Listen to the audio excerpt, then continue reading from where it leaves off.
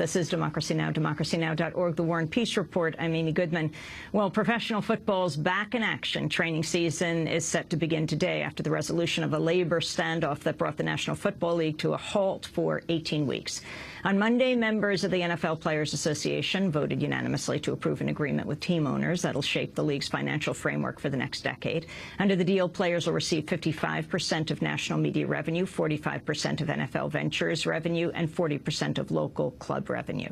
The agreement leaves out a provision sought by owners to expand the 16-game regular season to 18 games. It also makes several changes to promote player health and safety, including the limiting of on-field practice time and contact, and increasing the number of off days for players. Players will also have the opportunity to remain in their health care plan for life. These changes came about after a greater awareness of the toll football takes on players' bodies, one of the many issues tackled in a new documentary featuring sports writer Dave Zirin called Not Just a Game. This is an excerpt of the film.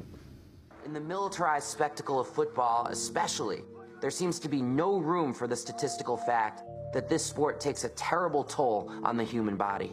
I've had 1, 2, 3 right ankle, 1, 2, 3, 4, 5, 6 right knee surgery and a hernia surgery. 6 out of 10 former players say they have suffered at least one concussion while playing. The average NFL career is 3.5 years, and the average player will die 20 years sooner than the rest of the population.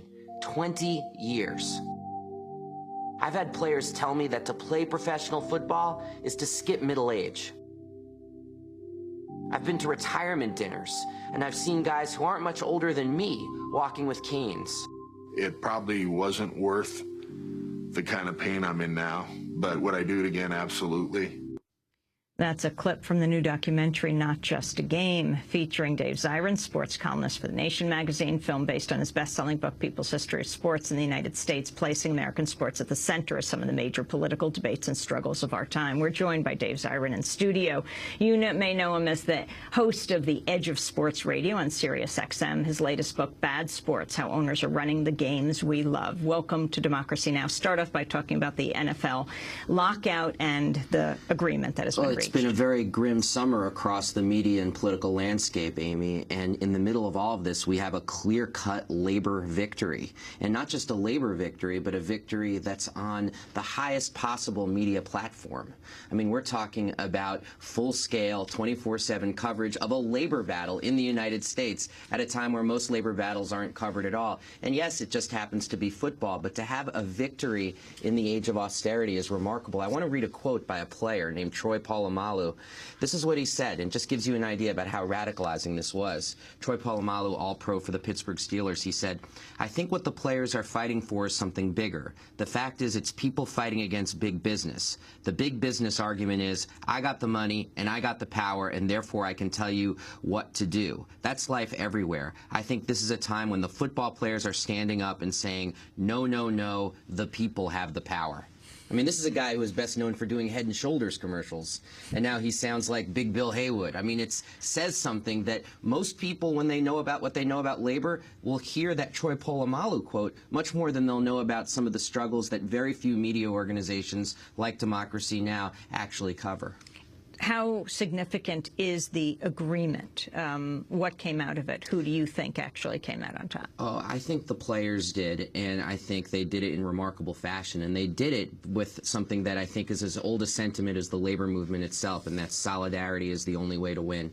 They stayed together, and under the leadership of the NFLPA president, a gentleman by the name of DeMaurice Smith, they made an argument that said, if you lock us out, you're not just locking out players, you're locking out every stadium worker. You're locking out waiters and waitresses who pick up an extra shift at the restaurant by the stadium. And let's face it, we have been sold a bill of goods in this country that says that stadium construction is a substitute for anything resembling urban policy or urban development. And you had owners shutting down the game. And this is a game where of the $32 billion stadiums in this country, 31 have received public money. And so I think what you saw this time, unlike previous sports labor struggles in decades past, is you saw the public actually siding with the players, and the owners were not expecting that. And that made it not just a victory for the players themselves, but it made it a broader social and political victory as well. What about the lawsuit around concussions? Who's brought it and who it's brought against? Yeah, 75 former players have brought a class action lawsuit against the NFL around the issue of concussions. And it includes former All-Pros like Mark Duper of the Miami Dolphins. So it's a group of prominent players. And they're doing this outside the auspices of the union. They're doing it as players themselves. And they're charging that the NFL has known for decades about the effect of concussions, the effect of brain bruises on the long-term health of players, and suppressed that information. It is worth saying that they have a lot of facts on their side. As recently as 2 years ago, the head doctor for the NFL told Congress that there was no scientific connection between playing football and getting concussions.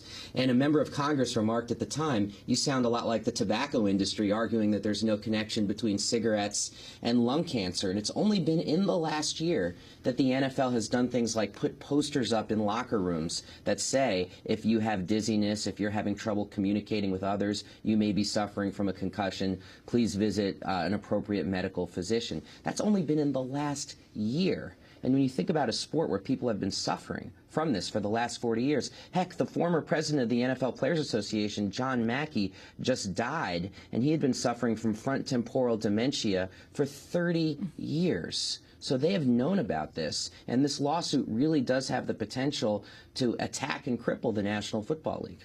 The football players have made their deal, but the NBA is still out. The basketball players, Yes. Explain. Oh, this is going to be out for some time, and it's going to be a much more difficult knot to square than the National Football League, because the main issue in the NBA is that they are arguing that 23 of the 30 teams lost money last year. There's been a counter-argument of an analysis done by Forbes magazine that says that that number is grossly inflated, and they're actually cooking the books Enron style to make it look like more teams are losing money than they are.